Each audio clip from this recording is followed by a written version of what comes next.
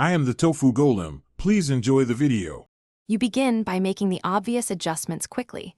Raise the ringer and volume controls and turn off Do Not Disturb so sound can pass.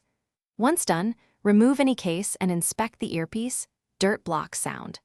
Make sure Bluetooth and wired headphones are disconnected because audio often routes away from the speaker. Then restart the iPhone to clear temporary audio routing issues. This simple reboot often restores normal call volume by resetting the phone's audio state. Now you dive into settings to find the why.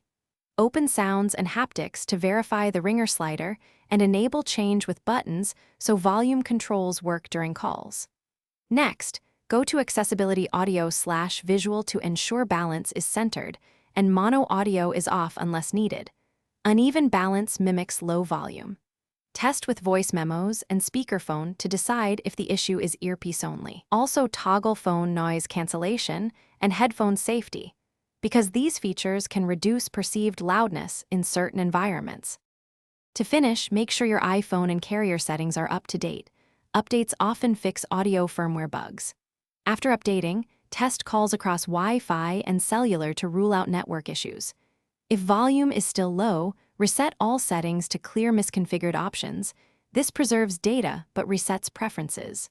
If problems persist, contact Apple support or your carrier for hardware diagnostics or network fixes. Troubleshooting tip: if audio works with speakerphone but not earpiece, it's usually a hardware blockage or faulty receiver that needs physical service.